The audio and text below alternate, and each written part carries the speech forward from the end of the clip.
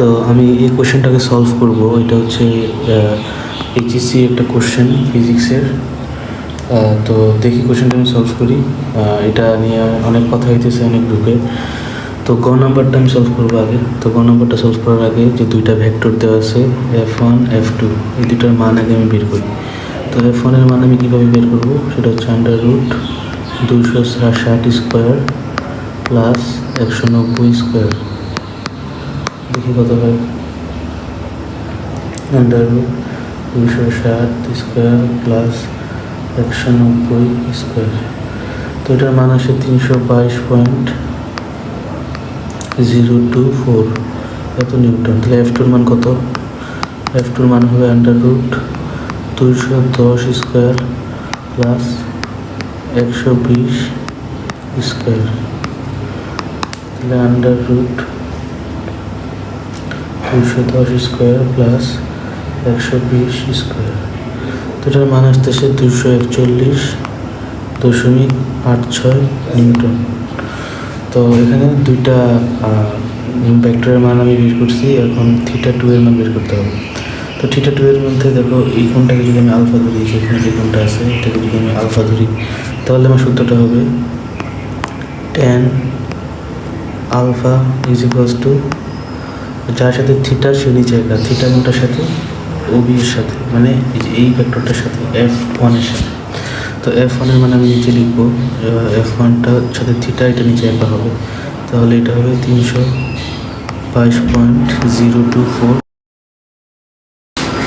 তো যার সাথে থিটা ওইটা হচ্ছে নিচে একা থাকবে। তো থিটা হচ্ছে F1 এর সাথে, তো F1 হচ্ছে নিচে একা, ঠিক আছে।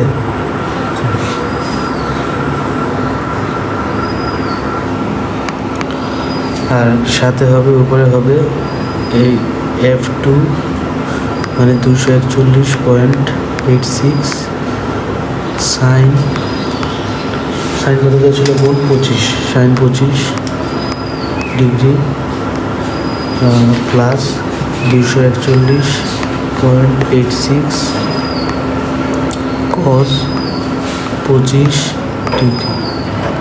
তো এখান থেকে আমার আলফার মান চলে আসবে। তাহলে tan আলফা সমান দেখি 241 ইন্টু 241.86 ইন্টু সাইন 25। এটার মান আসে 102.214। আর এটার মান আসে কত আমি দেখি 241.86 ইন্টু cos 25 ডিগ্রি। তো এটা আসতেছে তোমার 219.19। আর এখানে ছিল কত 322.024। তো এখানে আমার একটা পেজ নিই। তো সমান এই পুরোটার ভ্যালু কত আসে সেটা আমি একবারে দেখি 102.214।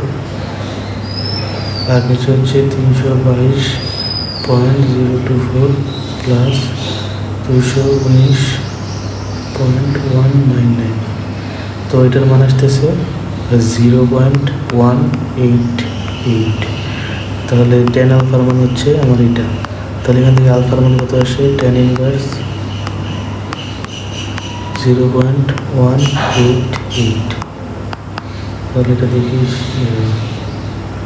Shift tan inverse 0.188।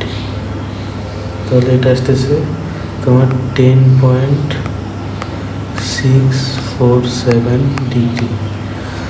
তাহলে এই যে আমার যে আলফা এই কোণটা, এই যে আমার যে আলফা যে কোণটা, এই যে দেখো এই যে কোণটার মান আসতেছে আমার কত, এই কোণটার মান আসতেছে তো আমার 10.647 ডিগ্রি, 10.647 ডিগ্রি। তো দেখো এই পুরো কোণটার মানে যদি 10.647 ডিগ্রি হয়, তাহলে থিটা ওয়ানের মান কীভাবে 25 ডিগ্রি হবে? তো এই কোশ্চেনটা হচ্ছে সম্পূর্ণ ভুল একটা কোশ্চেন। তো গ নাম্বারের যে কোশ্চেনটা করছে তারা, তো এটা আসলে মানে খুবই দুঃখের একটা বিষয়। তো এইরকম বোর্ড পরীক্ষার মতো একটা এক্সামে এরকম ভুল কোশ্চেন করা, এটা আসলেই হতাশাজনক একটা জাতির জন্য।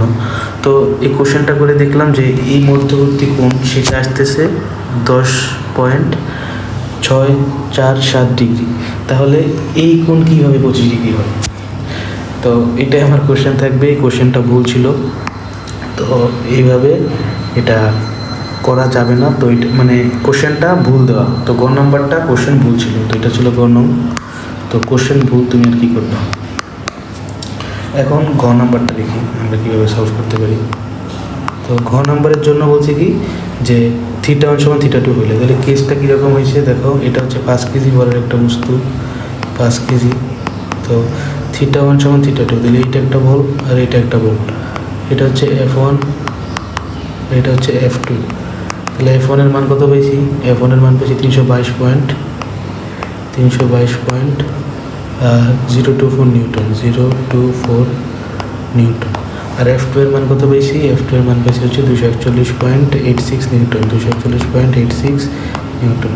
এবং θ1 = θ2, মানে এটা 25 ডিগ্রি, তার এটা হচ্ছে এটা 25 ডিগ্রি।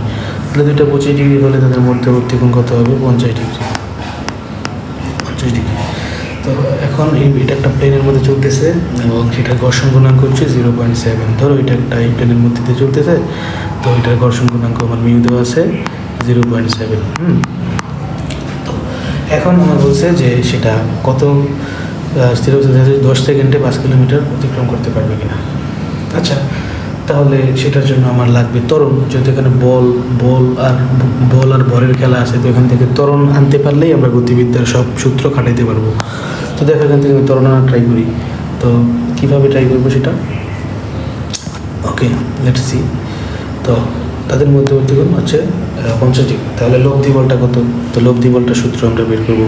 তাহলে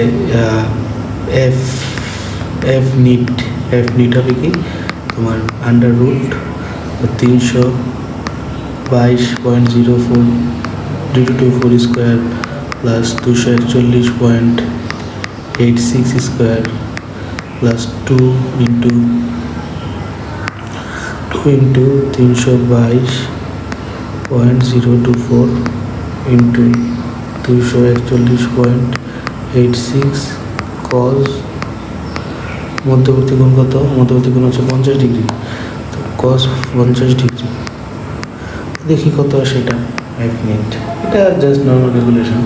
322.024 square plus 241.86 square plus 2 into 322.024 into 241.86 into cos 50 degree. তো এটা আসতেছে 512.174 নিউটন। এখন এখান থেকে আমি ত্বরণ বের করবো। A = F/F net by M। তাহলে এখান থেকে F নিট কত? 512.174 কত নিউটনের। ভর কত ছিল? ভর ছিল 5 কেজি ভাগ 5। তো এখানে এটা কত আসে দেখো, এটা করলে কত আসে? 512.174, 512.174 ভাগ 5। এটা আসতেছে তোমার এত ত্বরণ কীভাবে আসে? এটা আসতেছে 102 পয়েন্ট। এত ত্বরণ কীভাবে আসে? 102.434 মিটার পার সেকেন্ড স্কোয়ার। এটা বুঝে নিও, হ্যাঁ। এই যে আমি যে জিনিসটা লিখছি, এটা হচ্ছে এইটার নিচে হবে, হ্যাঁ, এটা নিচে হবে, জায়গা নাই হিসেবে লিখতে পারিনি। ঠিক আছে, তো এত হচ্ছে আমার ত্বরণ। আচ্ছা, এখন ত্বরণ বের করে ফেলছে। এখন কোশ্চেন দেখি, কোশ্চেনে কী বলছে। কোশ্চেনে বলছে যে 10 সেকেন্ডে 5 কিলোমিটার যেতে পারবে কিনা। দেখি 10 সেকেন্ডে কত কিলোমিটার যেতে পারে। তো S = UT plus half AT square. তাহলে ইউ কত? 0, UT 0 হয়ে যাবে, প্লাস হাফ ইন্টু এ কত? 102.434 ইন্টু 10 স্কোয়ার। দেখি 12 কিলোমিটার হয় কি না। মেবি হবে না সেটা 12 কিলোমিটার, তাও আমরা করে দেখি। হাফ ইন্টু 102.434 ইন্টু 10 স্কোয়ার তো সেটা আসতেছে 5121.7 এত মিটার। 10 সেকেন্ডের এত মিটার যেতে পারতেছে। আমার বলছে 5 কিলোমিটার যেতে পারবি না, তো এত মিটার, তো এটাকে আমি যদি কিলোমিটারে নিই 1 2 3 5.1217 কিলোমিটার। হ্যাঁ, তাহলে বললাম অতএব 10 সেকেন্ডে এটা 5 কিলোমিটার 5 কিলোমিটার পথ অতিক্রম করতে পারবে। হ্যাঁ, 5 কিলোমিটার পথের বেশি অতিক্রম করতে পারবে। দেখো এটা 10 সেকেন্ডে তোমার এত কিলোমিটার 5.1217 কিলোমিটার পথ অতিক্রম করতে পারে। তো এটাই ছিল আজকের এই কোশ্চেনের সলভ। তো সবাই ভালো থাকো, আবার দেখা হবে নেক্সট কোনো ক্লাসে।